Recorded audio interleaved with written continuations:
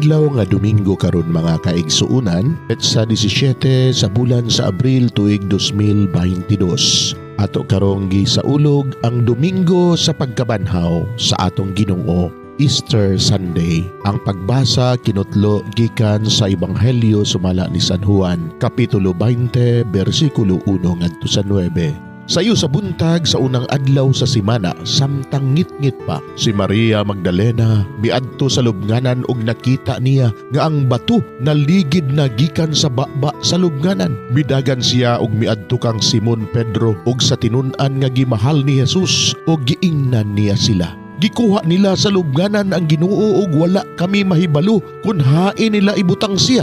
Unya si Pedro ug ang laing tinun-an na ngadto sa lubnganan. Nagdagan silang duha apan ang maong tinun-an mas kusog nga midagan kay kang Pedro ug nahiuna pag-abot sa lubnganan. Milili siya sa lubnganan ug iyang nakita ang panapton nga lino apan wala siya mosulod. Miabot si Simon Pedro sunod kaniya ug midiretso ngadto sa sulod sa lubnganan ug nakita niya didto ang panapton nga lino ug ang panapton nga giputos sa ulo ni Jesus. Wala kini mahitipon sa panapton nga lino kundi linukot lang gihapon diha sa iyang nahimutangan.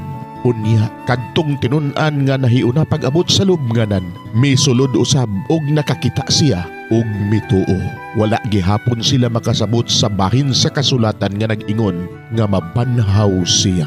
Mga igsuon, ang Ebanghelyo sa Ginoo. Daygon ikaw, O Kristo.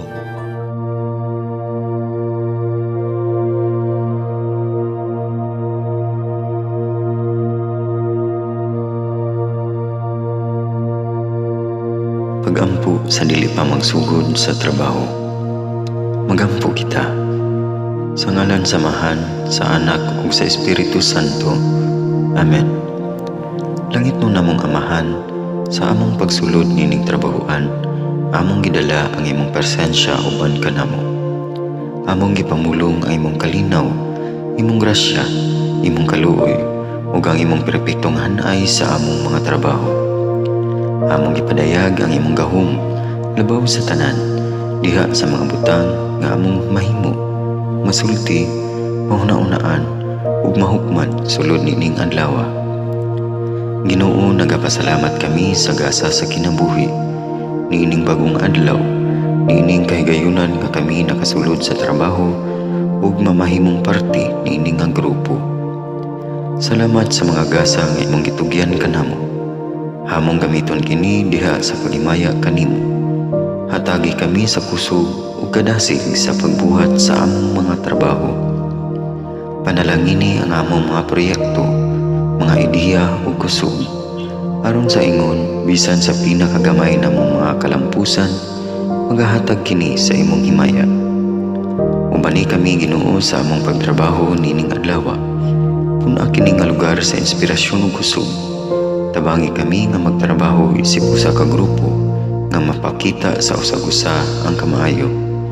Himuha kami nga maayo nga makabot namo ang mga butang nga kinahanglan namong buhaton.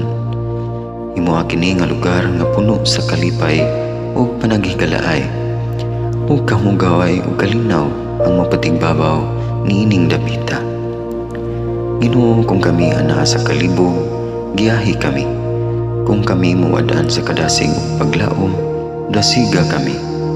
Himua nga ang trabaho nga among gihimo ug ang paagi sa among paghimo niini makahatag unta kini og hugot nga pagtuo, kalipay ug pahiyom sa tanan nga among mahimamat karong adlaw. Panalangini ang among mga pamilya, among Pinoy-anan, among nasod. Himua nga magmatidud-anon kami sa pagtagad ug pag-amuma sa kalikupan ug sa tanang may kinabuhi diha sa pagbuhat kanamo sa pagkabot sa imong pangandoy alang sa hustisya ug kagawasan. O Ginoo, sa among pagbiya nining lugara, tagay kami sa imong panalangin ug kaluoy sa among pagbiyahe. Panalangini ang among mga pamilya ug Pinoy-anan nga anaon ta sa mayong kahimtang sama sa among pagbiya kanila. Ginoo, salamat sa tanang butang nga imong nabuhat, sa tanang butang nga imong gibuhat Usa lang butang imong buhaton pa. Sa ngalan ni Jesus, among giampo diha sa tumang pagigugma ug pagpasalamat. Amen. Sa ngalan sa Amahan, sa Anak ug sa Espiritu Santo. Amen.